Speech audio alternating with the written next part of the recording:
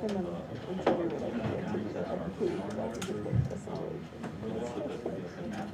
Oh, yes. The software. Oh. Supposed to. Gotta switch to the other screen before I close this.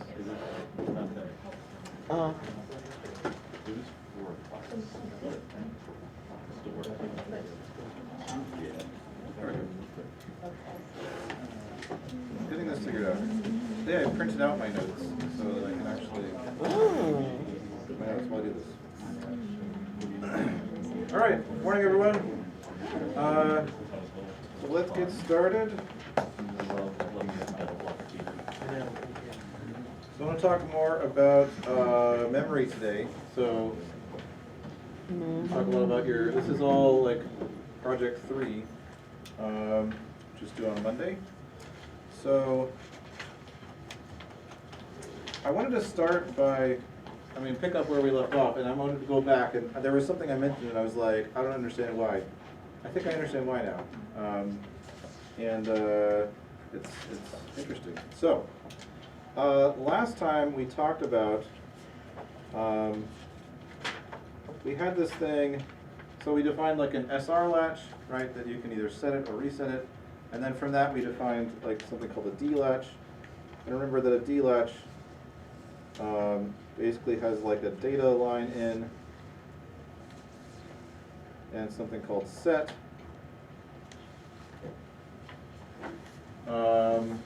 Right, and if set is 1, then it'll remember whatever is coming in on the data line. And if set is 0, then it ignores what's on the data line and just continues outputting whatever the last thing was that it was supposed to remember. And this works because there's actually a little loop inside there, and okay. So I want to think about if we tried to make a memory, out of a bunch of these just by themselves. Why is that actually not going to be good enough? Or imagine that we just have, let's see, what I really want to do is like select all of this and move it.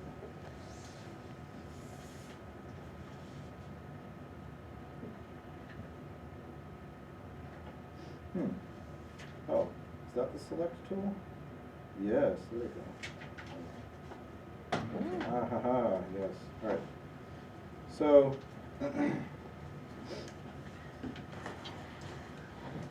so for example, we could just say, over here we've got a clock. This is our little clock. Ah.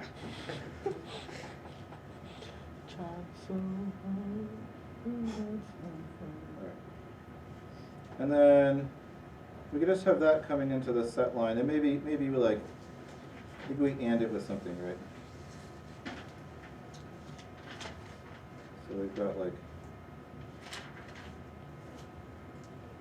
something like this, right? So you can send a signal in. If you don't want to remember anything, then you just don't send a signal in here. But it's ANDed with this clock signal so that it only happens, you can't just set it anytime you want. It only happens, when the clock signal goes to 1. So basically every clock cycle you have an opportunity to to set this memory. Okay, but this isn't good enough, and I want to think about why. So there's a whole there's a bunch of other stuff in the computer, right? So there's an ALU and some other stuff, right?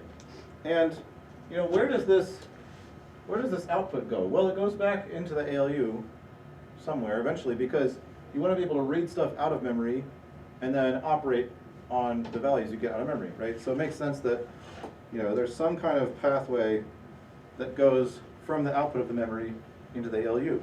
And where does this input come from into the memory? Well, that also comes from the ALU, right? Because you operate on some values and you want to store them back into memory, so there also has to be some kind of pathway, that goes over here. And and also that's going to decide somehow if we want to set it or something. There's more stuff than just an ALU, but the point is, like, there's a loop here, right? And so let's think about what happens here. So let's say I compute something and I want to save the output of that thing, right? So that value is coming over here. You know, we say I want to set it, that value is here. As soon as the clock goes to 1, okay, that value gets stored in here and immediately starts coming out of here. Okay? And this is the problem. Because, like, I mean, there might be other memory cells. This isn't the only one. Maybe there's some other ones that I'm trying to set also based on some values in here. Or even if there's not, I mean, you know, I computed the value that I want, and I said I want to set it, and so it goes in there. But then that value immediately comes out and starts propagating through the ALU. And depending on exactly how long it takes, it's possible that it might even change some values and come back here while the clock is still on 1. Right? And so now it's going to like store a different value than the one I wanted, because the value that I just stored like came back around and affected itself and just like changed itself before the clock, right? It really depends on how long it takes for this to go around. The point is, we don't want this situation where as soon as we set something in memory, it immediately starts coming out of the memory to affect other things. We really want to have like 2 phases. First, there's like, okay, I'm setting some things in memory, and then once I'm done setting everything in memory, all at once, all the values that I'm reading out of memory update altogether. So in other words, the values that I'm reading out of memory shouldn't change while I'm setting values. And then once I'm done setting values, then it's like, okay, now we update, and now you can see the new values of memory all at once. Okay? Imagine it kind of like, what's a good analogy?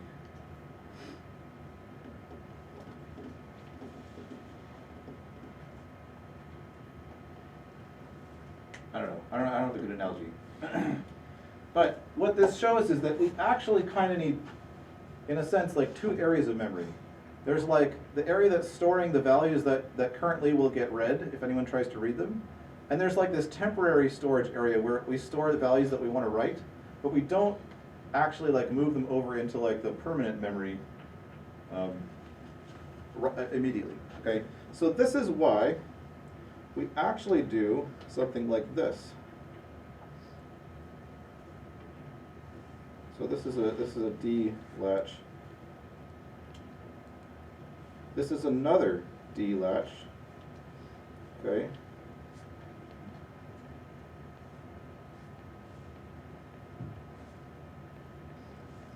So the output from this D latch just goes right into the data of this D latch. Okay. And this one, we're going to set it when the clock goes to 1. This one, have a NOT gate here.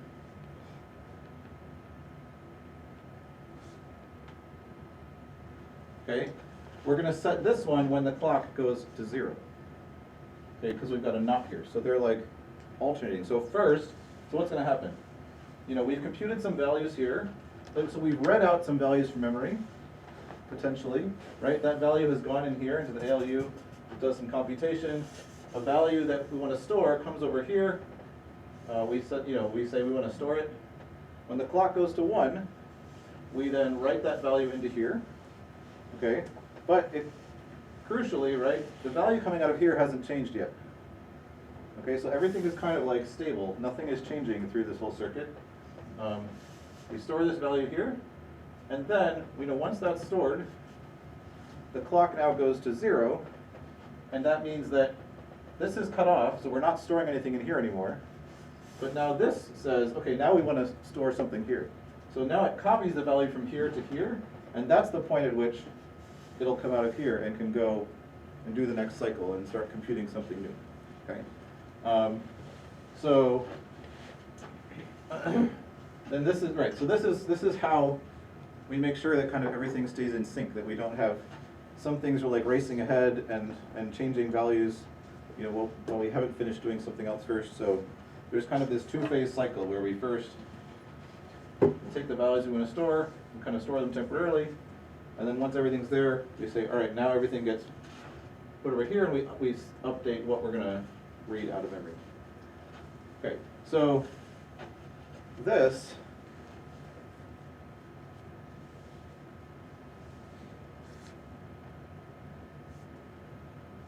whole thing is what your book calls a D flip-flop,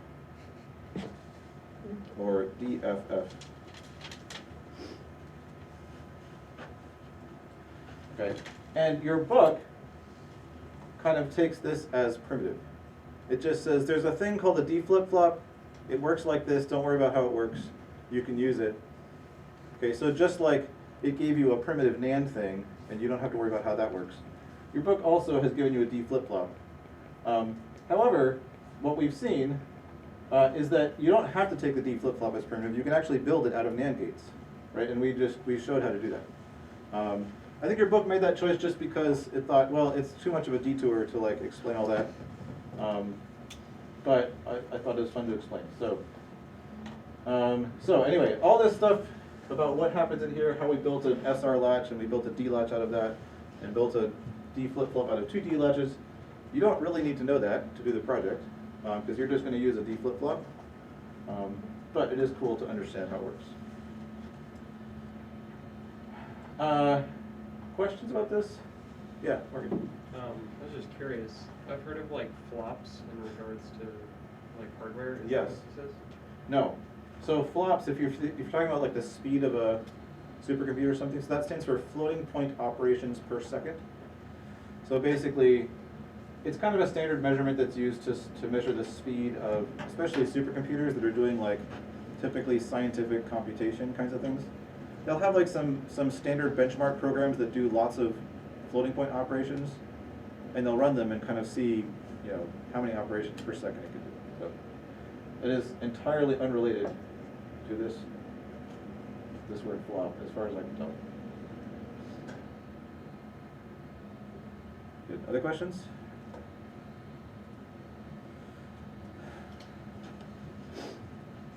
Okay.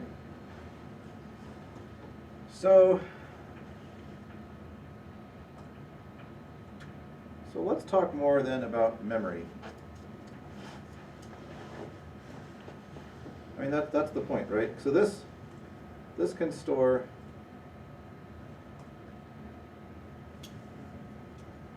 one bit. Okay. So I mean, you know, if you only ever wanted to be able to store a single bit, then this is all you need. Done, right? All you really need is like, do you want to store the bit right now or not? And then you tell it what bit you want, and that's it. But obviously, we want to be able to store more than one bit, and so there's more stuff we have to think about. So,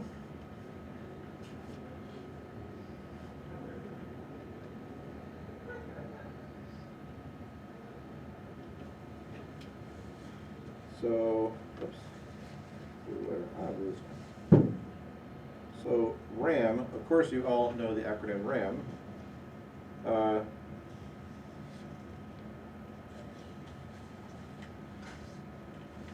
Yeah. About the default flip, you say the whole process stores 1 bit. Say that again?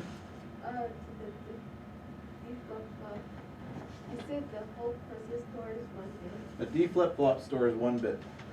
Yeah. It's kind of a complicated way of storing 1 bit in a way that sort of synchronizes it. But really, ultimately, it's just storing 1 bit. Right? There's either a 1 coming out of here or there's a 0 coming out of here. Whichever one it is, that's the bit it's remembering. So obviously, your computer has lots of those.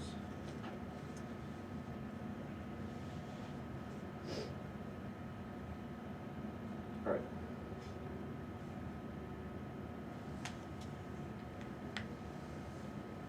Okay.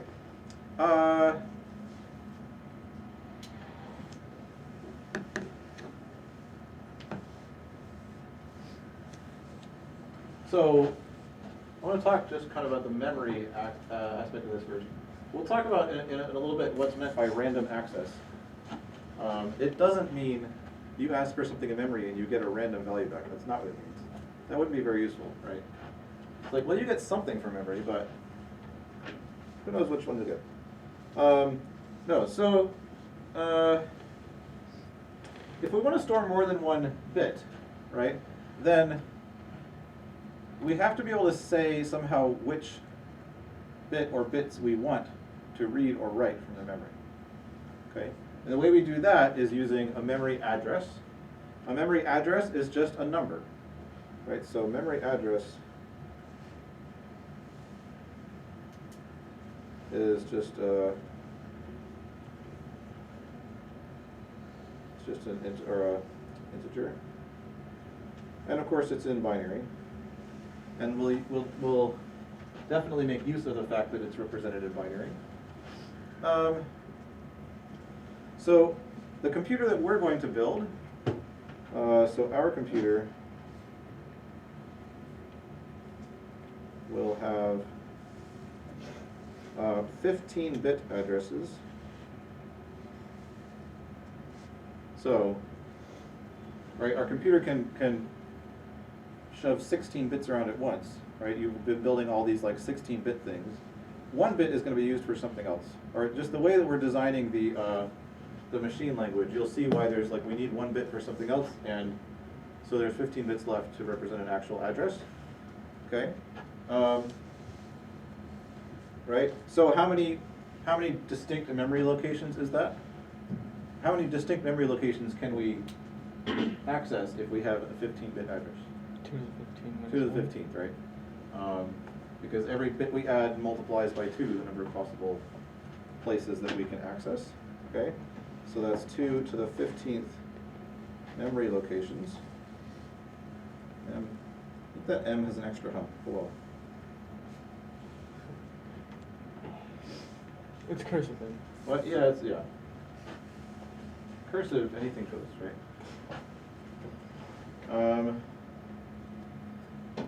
I remember learning cursive when I was in 3rd grade or whatever, and I remember thinking it was cool at the time, and now I'm like, what was I thinking? What was the point of that? I don't know. Anyway.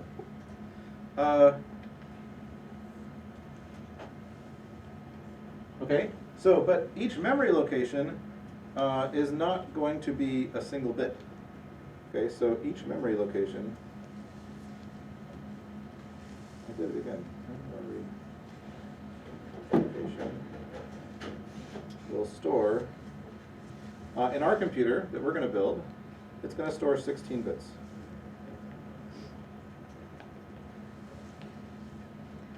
Okay, and the amount of data that a computer can process at once, typically, I mean, like maybe the amount that it can load from memory all at once, or the amount that it can store in a register or do operations with, is called the word size. So, amount of data to process at once is called the word size. Okay, so our computer is going to have 16-bit words. The word size isn't necessarily the same thing as how much is stored at each memory address, but in this case it is. I mean, it gets very complicated if you really get into what real machines do, but like for example, x86, 64 architectures, they have like multiple different word sizes that you can choose among, and there's different registers at different sizes, but it's whatever. So how much memory is that? Right, so we have, so how much? That's a great question. Well, let's see, we've got 2 to the 15th memory locations times 16 bits in each location, right, which is 2 to the 4th bits. Right, so that's 2 to the 19th bits. Oh. A byte is 8 bits. right? So 1 byte equals 8 bits. So this is equal to, I could say 2 to the 19th divided by 8, right? But 8 is 2 to the 3rd. So I could say that's 2 to the 16th bytes. Right, I just subtracted 3 from the exponent.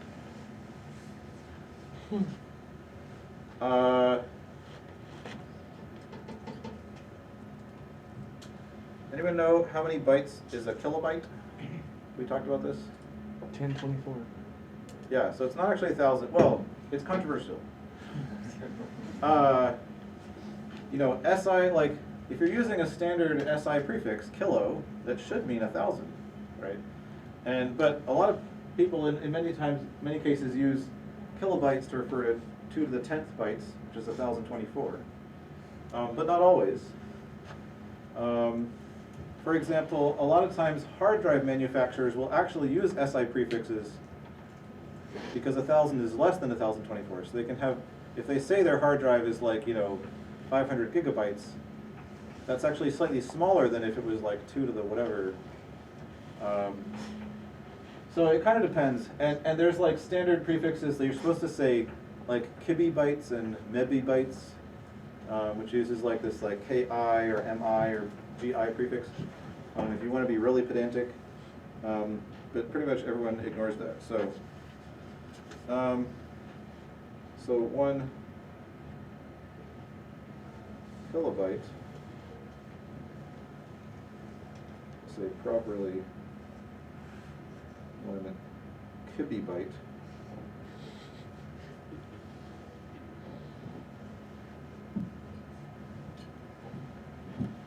is 2 to the 10th, which is 1,024 bytes. Okay. So I mean, from now on, we're just going to use our regular SI prefixes, but we will mean the 2 to the whatever definition. Especially in the context of building a computer, like everything is working in powers of 2. So you'll see like the most natural way to build up certain sizes of memory is we're always going to be multiplying by 2 every time that we make it bigger and bigger.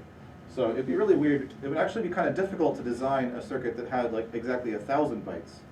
Very easy to design one that has 1,024 bytes. So we'll always use it to mean. Okay, so so that means that this is 2 to the 6th kilobytes, right? Because 2 to the 10th is 1 kilobyte, which is, we could say that's 64 kilobytes, which is about enough to store like a small picture or something, right?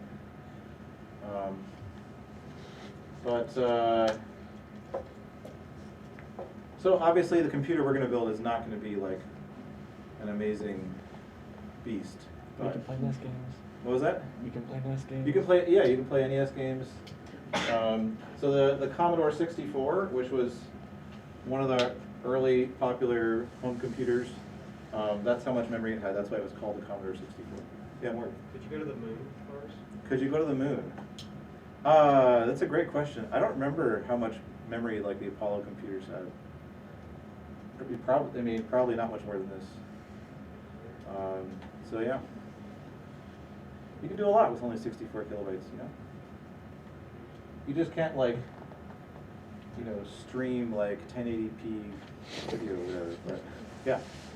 So like for computers that have more, I guess like bit addresses. Yeah. For the one that would be left over, would it be like, if it was 32, would it be like 2 left over that would go do whatever? No, it depends. It just depends on how you design it. I mean, yeah, it depends. Not necessarily. The reason we're going to have a bit left, a bit we're not going to use is because basically we'll use 1 bit just to tell you whether this thing is supposed to represent an address or something else, or just like some data. And so then if it's a 1, then it's like, okay, well then the next 15 bits are an address. So if you were doing it that way, then if you had 32 bits, you would only need you would still just need the 1 bit to tell you that. But yeah, Debbie? We went to the moon with 74 kilobits. 74 kilobits or Bytes. kilobytes? Kilobytes. Yes. Yeah, so no, you can't go to the moon with 64 kilobits. It's ridiculous. You need at least 74. Right. Everyone knows that. Did you just Google that? No, that's amazing. I respect Yeah. that. That's amazing. Over break, I visited my family in Washington, D.C., and I went to Smithsonian Museum. That they had this exhibit called Futures, and it was all like about future technology and whatever. But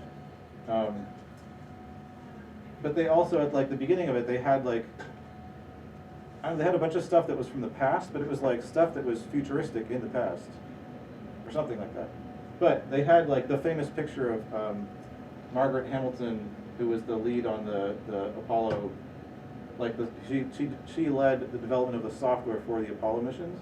And there's a famous picture of her standing next to like printouts of all the code that her team wrote, and it's like binders stuffed with paper that's like this tall. And they had like a reproduction of it. It wasn't like the actual binders with paper, but they had just like made a bunch of binders full of paper and like stacked it up. It was kind of fun. All right, so.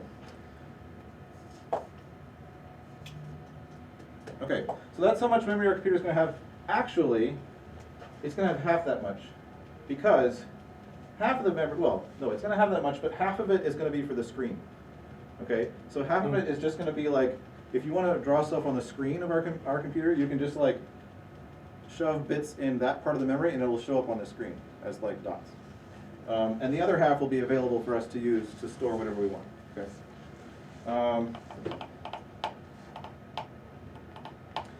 So if you had a 32-bit, if you had 32-bit addresses, Oh dear. does 32-bit addresses give? Let's say if you just have 1 byte per address, just to make things simpler. Well, it's 2 to the 32 bytes, right? 2 to the 32 bytes, which is, well, so 2 to the 10th is a kilobyte, right? 2 to the 20th, just 2 to the 10th times 2 to the 10th, so it's like 1,024 kilobytes is a megabyte, right? And 2 to the 30th is a gigabyte. So this is 4 gigabytes. Okay, and this is actually one of the big reasons that, there was a while where all the computers that were being produced were 32-bit architectures, right? But people started running into the fact that they actually wanted to be able to have more than 4 gigabytes of RAM, right? But if all your addresses are 32 bits, you cannot have more than 4 gigabytes of RAM. There's no, like, you can't refer to any more than 4 gigabytes of RAM. So even if you had it, you can't use it because like you don't have addresses to refer to. So that was one of the reasons for switching to a 64-bit architecture. There's other reasons, but that's one of them. A 64-bit address would give you an insane amount of memory. I guess, let's see. Let's see if we remember this. So it's like 2 to the 10th is kilo, 2 to the 20th is megabyte, 2 to the 30th is a gigabyte. Does anyone know There's terabytes. after this? Yeah, so 2 to the 40th is a terabyte. Right, so like you might have a hard drive that's a terabyte or 2. I think next is peta. What was that? Peta. Yeah, so peta is next. And then 2 to the Exa? is exa, yeah. And then I think, so what,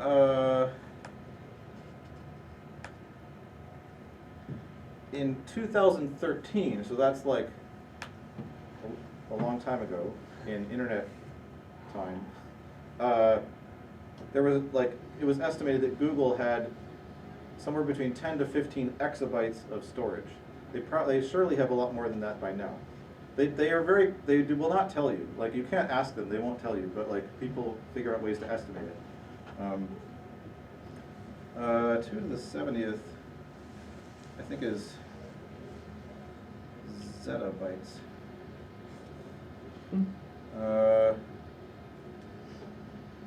I think it like, and I think the one after that is yottabytes. And we're getting, like, the amount of data that's produced, just like that's produced and, you know, transmitted, whatever, every year is somewhere in this range. It's like hundreds of zettabytes, I think. I can't, like, I really can't even understand a gigabyte, honestly. Like, that's too big. I can't wrap my brain around that. But, anyway. So, yeah, 2 to the 64th would be like, you know, 16 exabytes. Can you imagine having a computer with 16 exabytes of RAM? I don't even want to know how big it would have to be. Max graphics. Yeah, Zoe? How much RAM do like average computers have right now? How much RAM do average computers have right now? I don't know, who knows how much RAM their computer has? Does anyone know? Just like, hold up how much you think it has. What? Right? 16. You have like 16, yeah. Simon? I have 32. You have 32? Yeah. You have 8? Yeah, so Well, like, when you buy it, you don't like get 8 in a laptop. yeah, maybe 8 is pretty standard these days, and you can like upgrade it. I think this laptop that Hendrix gave me has 8 or 16 or something. I have a beastly computer in my office that has 128. But that's kind of crazy. It was like this computer that was made for, like, you know, high-end graphics and 3D modeling and stuff. But I got it like refurbished, so it was pretty sweet.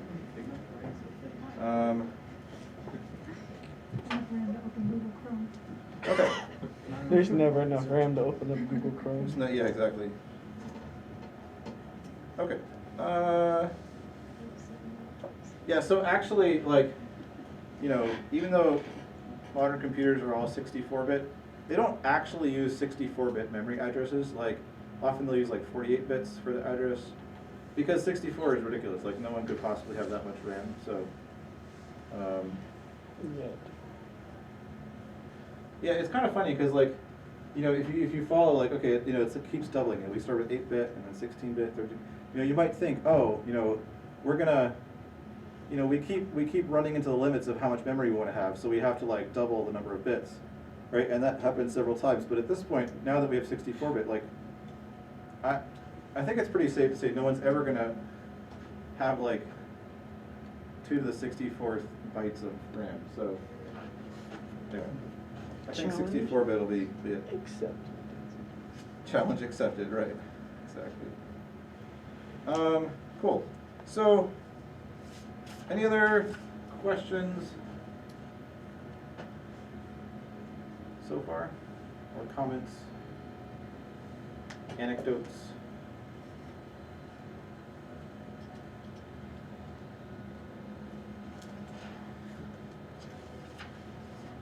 Okay.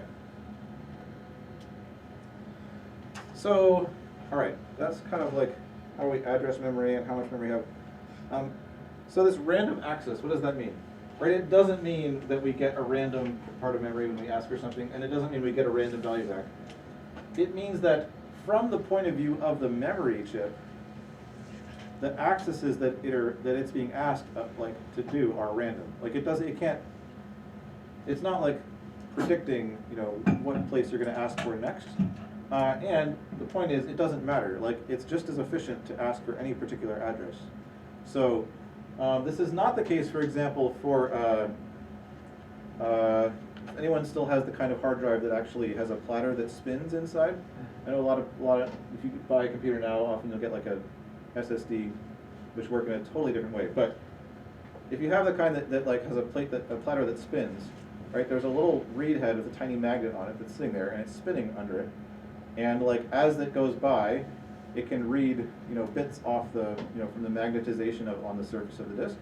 So if you want to read, if you've just read a bit and you want to read the next bit right after it, like, it's coming. It's just right there. But if you want to read a bit that's like somewhere else in memory, you've got to wait for the disk to like spin all the way around which, you might think they spin fast, but at the speed that computers can go, if the clock is cycling 4 billion times per second, like, from that perspective, the disk is like, it's like, you're like, I gotta wait for, like, the bit I want is like over there, and you're just like, sit there and wait. Okay, so that is not random access because, like, which place you want to access, it can take a very different amount of time to access it.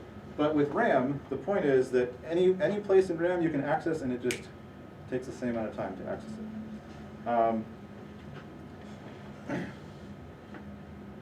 How do CDs access memory then? What was that? How do CDs access memory? How do CDs access? It's the same as disks, like they spin, and they've got like a spiral track of things, and so it both. Basically, if you want to access a particular place in a CD, you move the laser out so it's at the right radius, and then you wait for the CD to spin until it's at the right place where you want to read it. Same as disk.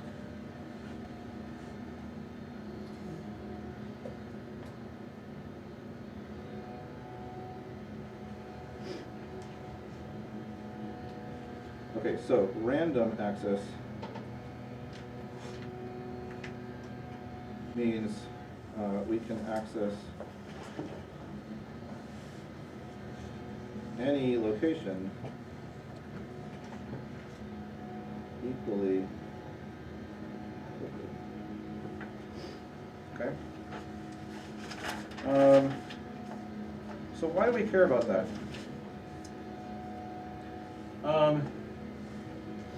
It really comes down to arrays. Right, so why is this important? Arrays.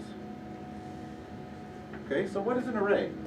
So an array, like, in Java, if you say, this array equals new int 10, right?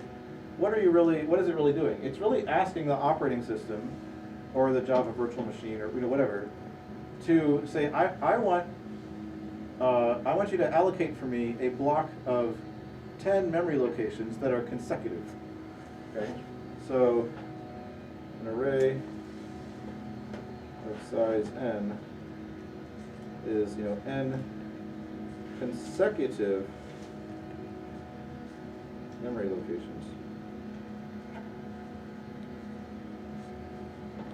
Okay, and it's really important that they're consecutive. And maybe you remember why from data structures or something, but we'll say it again just to make sure. Right, so we often draw it like this. Whatever, right? This is like 0, 1, 2, 3, dot, dot, dot. So when you say like, int bracket, r equals new int 10, right? So what do you get? So r is actually, oops.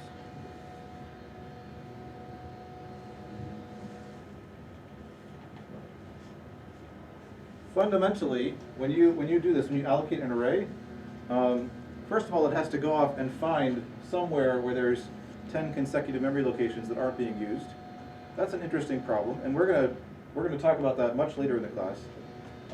We're gonna have to actually build that functionality because the operating system we're gonna write, like that's one of the services that it will provide, right? It's kind of keeping track of where is there free memory, where is it being used.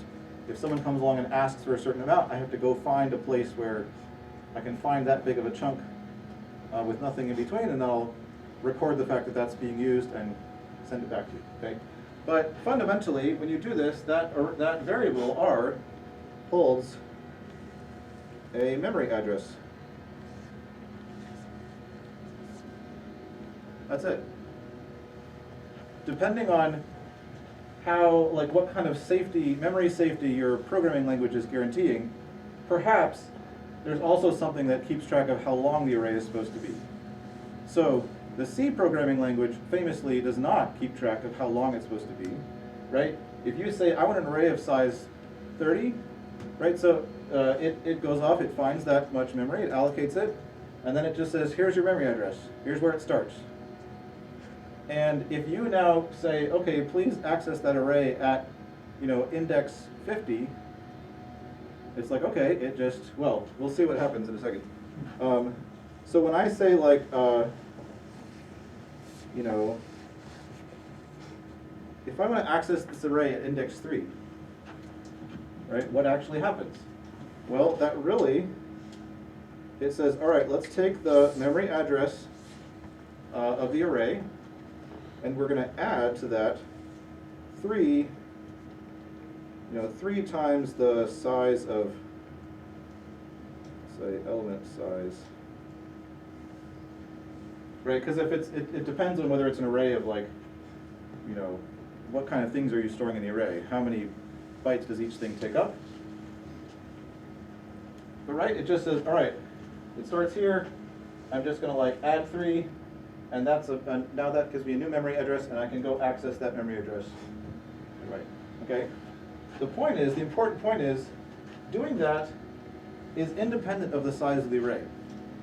Okay, it doesn't matter if I have an array of size 100,000 and I want to access element 7,562, it just does some math, right, to figure out where that thing is, like what address that thing is at, and then it can go into the random access memory and access that right away.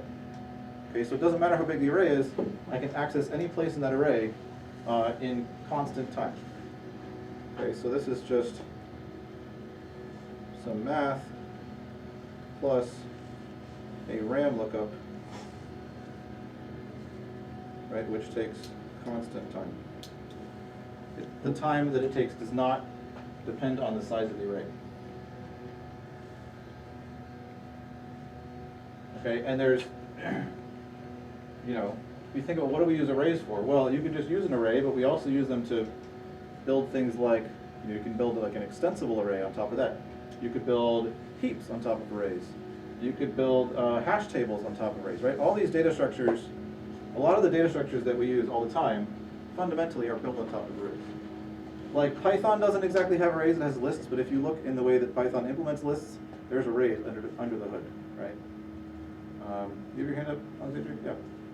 I have two kind of, one of them's kind of random, but just to make sure, at like a memory location, is it just one bit at that location? No, it depends on the computer. So each different architecture has like a specific number, you know, an amount of memory that you can address with a memory address. So like on the computer we're going to build, it's 16 bits. Each memory location holds 16 bits. On other architectures, it might be more than that. But yeah, it's typically not just a bit because it's not that useful to like have to have a separate address for every single bit. Because usually you want data in like bigger chunks than that. Sorry. Every time someone pings me, see, okay, I need to remember to like kill teams before class starts. Anyway. Was there something else? You said you had 2 things. Oh, yes. It's kind of random. Like, what if you like take the RAM out of your computer? If you take the RAM out of your computer? Yeah. I Okay. don't know, just out of curiosity. Like I've done it to a laptop. Nothing happened. Well, it did, but. Like it could still run even when you took the RAM out? I think it did. It just wasn't like good. I don't know. It was already broken, so I don't know. So, I don't believe you. Well, I believe you, but I think probably what happened is that probably your laptop had like some RAM that was like built like on the motherboard, and then maybe you had some expansion slots, and maybe you took those out. So there still was some RAM, but just like there wasn't as much or something. Because if there's no RAM, I mean, okay. Modern computers do have more than just RAM, so typically there's multiple levels of caches. There's like a small memory that's like right on the CPU, and there's like a slightly larger memory that's a little bit, because when it wants to load something from memory, it wants to be like reloaded as fast as possible. And so like commonly used stuff ends up like in this little memory that's right on the CPU. And there's multiple levels of that. It's kind of like, you know, if every time you wanted to refer to a book, you don't want to go to the library. If you're going to use it a lot, you keep it on your desk. And then maybe if you run out of space on your desk, you take back a book to the library and make space But I don't think, so like, even if you took out all the RAM, there would still be a little bit of memory, like these caches. But I'm not sure it would work very well, because it's expecting that the caches really are reflecting what's stored in RAM. And if it didn't have any RAM, I think it just wouldn't. I think you'd just get an error when you tried to boot it up, and it would just not, it would refuse to do anything. Because like, even fundamentally, if you, when you're like, you want to run a program from the hard drive, it first copies it into RAM and then starts running it. So it wouldn't even be able to start the operating system at all. I think we should test this on. We should test this out. Yeah, okay. And if anyone wants to, has a laptop they want to sacrifice for the greater good, we can try taking out the RAM.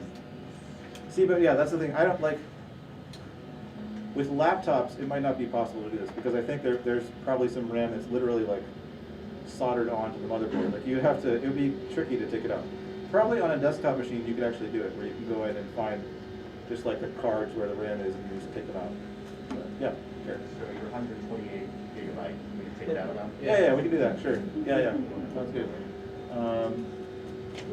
We'll do that on February 29th, okay? Yeah.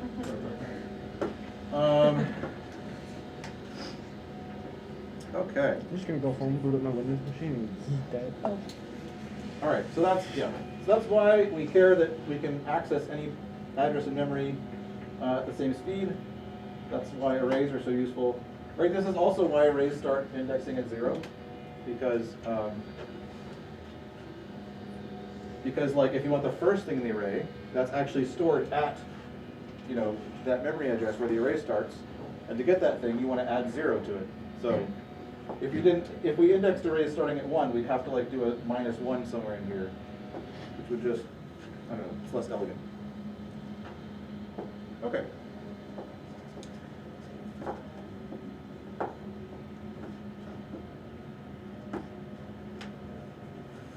All right, so I'm going to spend the rest of our time talking more specifically about Project 3 that you're going to do.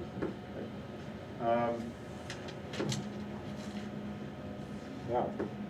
See, I started writing a capital P, but then I was already thinking about the letter R that came next, and yeah, all right. P, project. Great. Okay, so the first thing you're going to build is a bit.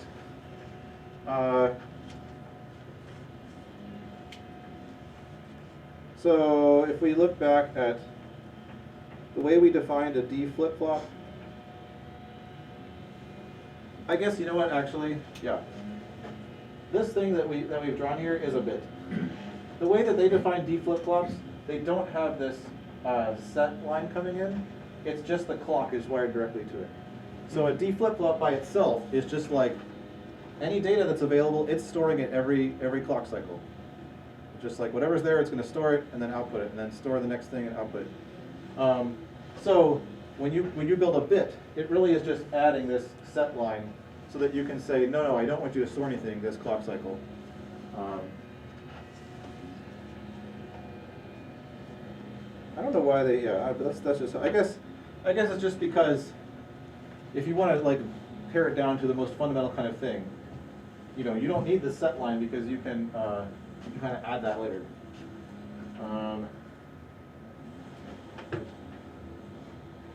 So a bit is just going to be a D flip-flop plus a, set input. Or I think they call it load, maybe. I don't remember.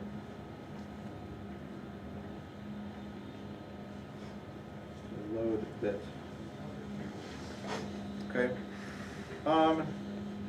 And then you're going to make a register, which is basically 16 bits. Okay? And you can literally make it out of 16 bits. So it's going to be able to store, a 16-bit value all at once. Because all the values in our computer are all going to be 16 bits. Addresses are they're 15 bits, whatever. The data values that it can process are 16 bits, right? All the stuff you've been building, the ALU deals with 16-bit values. But this is still only going to have a single load bit. Because we don't care about being able to load individual bits of the register independently of others, right? It's just like, there's a 16-bit value coming in, and we either want to store it or not. And if we store it, then we replace the old 16-bit value with a new 16 bits. And if we don't, it'll just keep remembering the same 16-bit value. Okay, so still only one load bit input. Okay. Okay, and then once you have that, we're going to build some RAM chips. Now, right, and here's the thing. So remember, how many of these do we want? Well, we want like, what did we say? I mean, it's like 2 to the, I guess it's actually going to be 2 to the 14th. Right, because the addresses are 2 to the 15th, or there's 15 bits in an address, except I told you that half of the memory is basically going to be for the screen. So that's not going to be in the RAM, that's going to be something else. So basically we need 2 to the 14th, which is 16,000. So we could just make a chip, call it RAM, and then just like make 16,000 copies of a register, right? So if you thought the copy pasting was bad on project 2, then yeah, but we're not going to do that. That would be ridiculous. And this is not just so. We're gonna make it by like making a group of registers into a chip, and then we'll make a bunch of those chips, and then we'll group that into a chip, then we'll make a bunch of those. So we're gonna like build up more and more. And this is not just because, oh, it's annoying.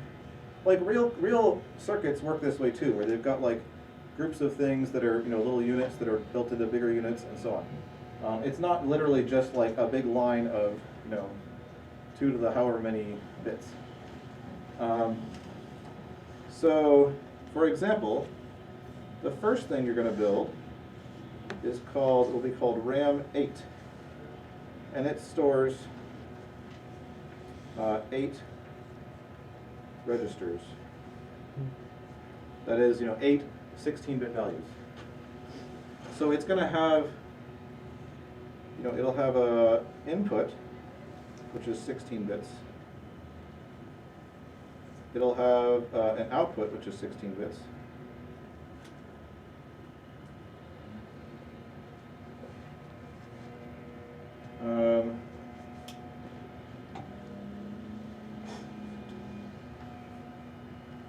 It'll have a load bit, right, whether you want to load it or not.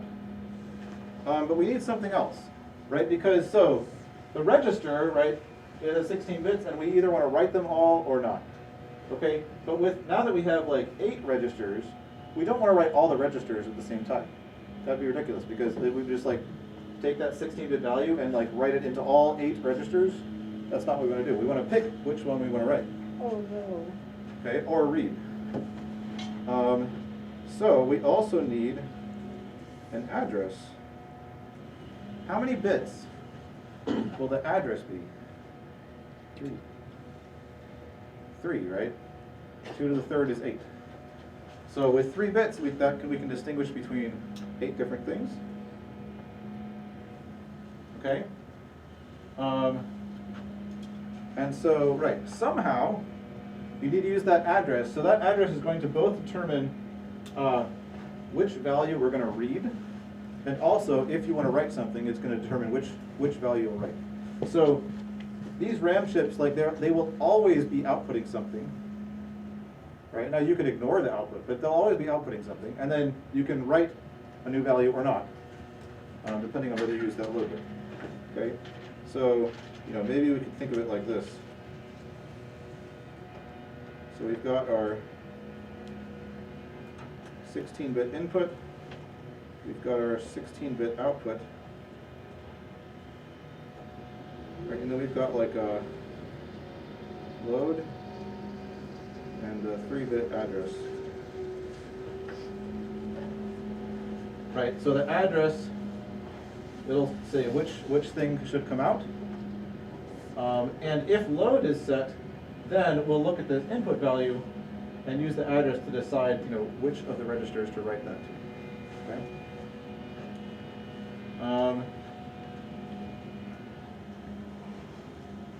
There might be some muxes and demuxes involved, possibly. Somehow you've got to choose among things, right? That's what those are for.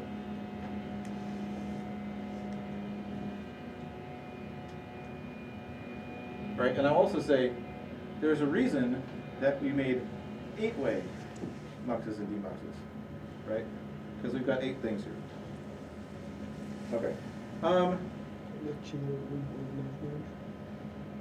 So you're next going to build a RAM 64, which has 64 registers in it. Now, right, of course, you could just copy-paste 64 registers, but don't do that, right? You're going to make it out of 8 RAM 8 chips.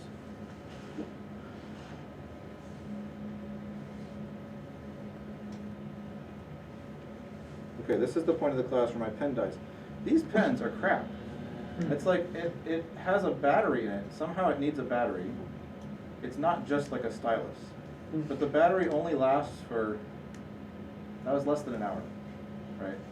I think I might need to like buy another one. I think, assuming that you can like leave it plugged in while you're using another one, so it can charge. I don't know. That's okay. I can just talk for a little bit. Hopefully, maybe if it charges a little bit, I can keep it. I think I've drawn most of the important pictures. I can talk through this. So, a RAM 64 will of course have 8 of those things, and you know it's actually going to use a pretty similar pattern as the RAM 8. So, it's going to have 16-bit input/output. It's going to have a single load bit. How many address bits will it need?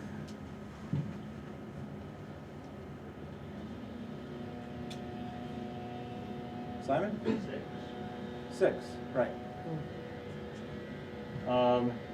And basically, it's going to use 3 bits to decide which RAM 8 chip to look at, right? And then the other 3 bits are going to be for that RAM 8 chip, for it to decide, which actual register it's going to look at, right? Then you're going to build a RAM 512, which has 8 of these things and uses 9 address bits, right? Now, at this point, there's actually an important, and you'll figure this out if you look at the book, but it's worth saying. So, we could keep going. There's 2 more levels that we're going to do. However, it turns out that if you make a RAM with 16,000 registers, which contains, a bunch of 4,000 register chips, and each of those contains 8 of these chips, which contain 8 of those chips, which contain 8 registers. The simulation gets super slow.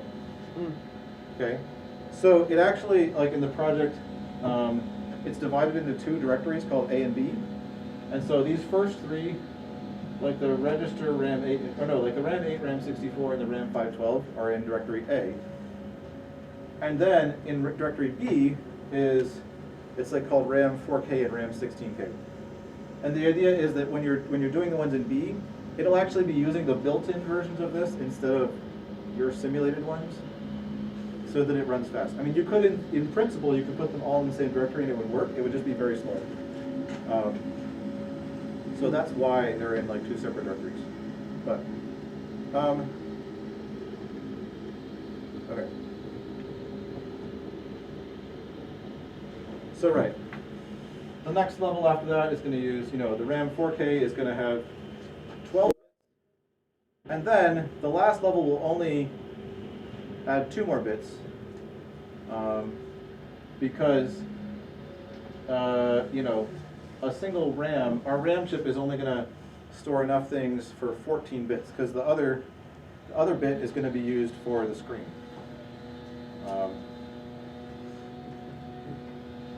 So in other words, like if the 15th bit is set, it's going to interpret that as an address for the screen, and if it's not set, it's going to interpret it as an address in our RAM.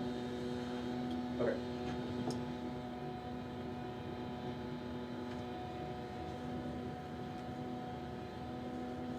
See if this works again. Yeah, it works. All right, we'll see how long it works. Etc. Okay, the last thing I want to talk about, the last thing that you will do is the PC, or program counter.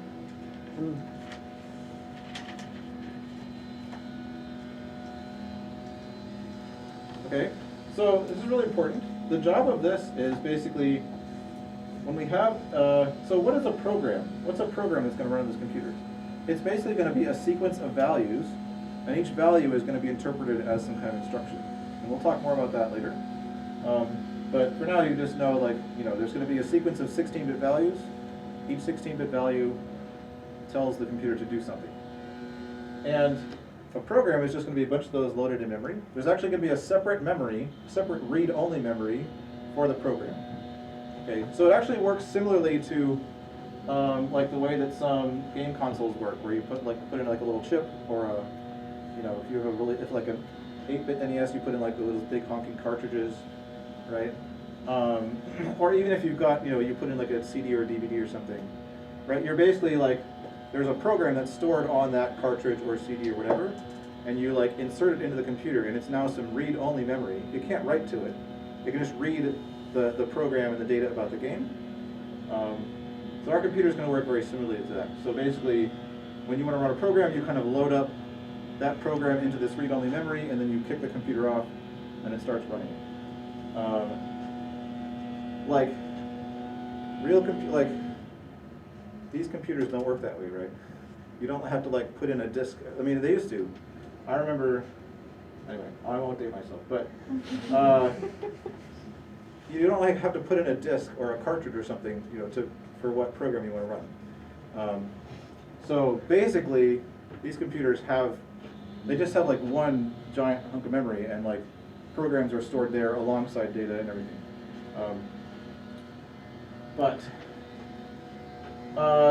So the program counter is going to store a memory address, which is the current instruction that we're executing in the program. Okay. So stores address the current instruction.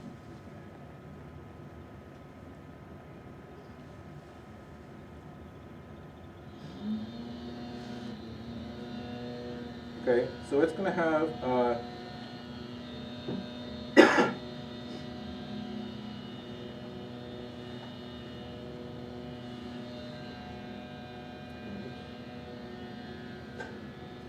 16-bit input, 16-bit output,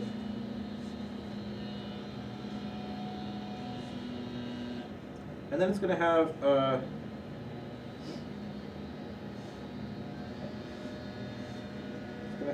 some control. Let's see, what do I do? It's going to have a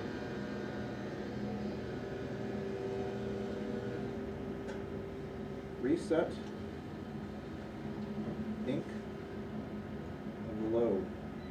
So these three things are all a single bit, and let's talk about what they do. So the idea is, like when the computer starts up, you reset. When reset goes to 1, it basically sets the PC to 0.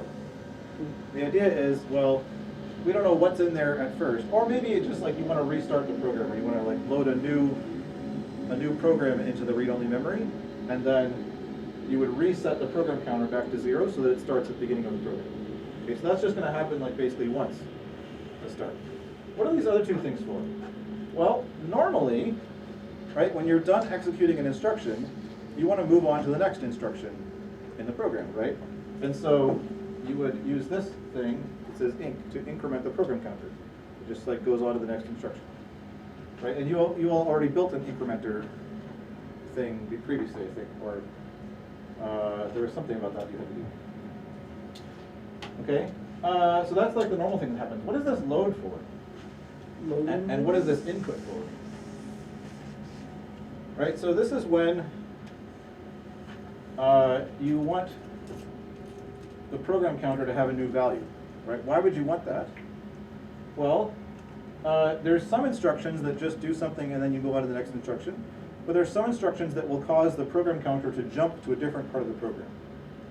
Okay, So it'll say, oh, after you execute me, go to address 5. And it'll just like jump there and start executing 5. Fundamentally, right, this is how we can do things like loops and if statements, right? So fundamentally a loop, it says do these instructions, and then it's like, oh, if this condition, then jump back to the start of the loop, okay? And an if statement also, you know, it's like, oh, if this condition is true, then we're going to do this part, and then we're going to jump past the else part so we don't do it, right? Or vice versa. So fundamentally, the only thing we can do is jump, okay? But high-level languages usually don't allow you to do that. You just have loops and ifs and stuff like that because those are much nicer to program with. But ultimately, you know, we're going to write a compiler that will take that and translate it down into just like a bunch of jumps. So it's literally just following instruction after instruction until it comes to a jump, and then it just goes somewhere else. And that's what the load is for.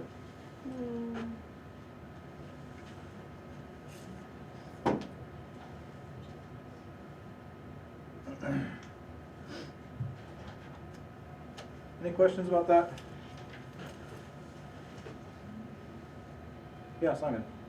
What would happen if you had like multiple of those like bottom inputs? Yeah, good question.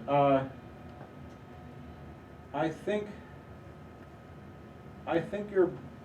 think the project specifies, you know, it says, oh, the reset should always take priority or something, and then I think it kind of specifies what the priority is, which just kind of determines like what order you have to handle them in or something. But yeah, typically we're only going to have one of those set at a time.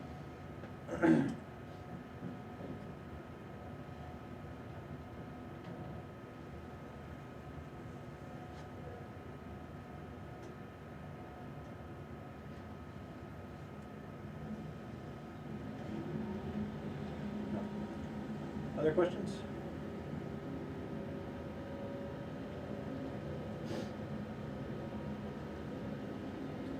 So, again, in real modern computers, this is more complicated because, for example, sometimes instructions are different sizes. So maybe like a certain instruction is only 32 bits, but like there's another kind of instruction that's 64 bits. And so like how much you have to increment the program counter might depend on what sort of instruction you just executed, like how much you have to skip. Things like that, but the fundamental idea is still the same.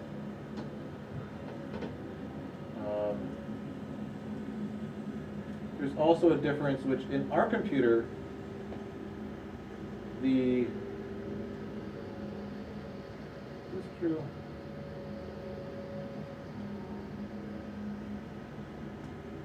No, it has to be, okay, yeah. Well, yeah.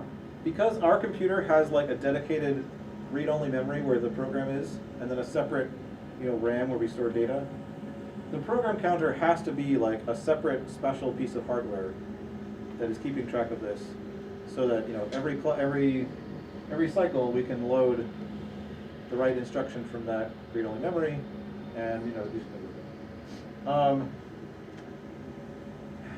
In other computers where there's not a dedicated read-only memory for the program, the program counter, like fundamentally loading the next instruction from a program, is itself just like a type of instruction that the computer does. So it says, oh, the next thing you should do is go look at this register, which I'm treating as a program counter, load that address from memory, and then interpret that as an instruction. And so in that case, you might just have a bunch of general purpose registers, and you just like, by convention, maybe the first one is treated as a program counter. So there wouldn't be like a special dedicated program counter, but there's always going to be something where you're keeping track of, what is the next instruction you're going to execute. So, all right. All right, I think that's it.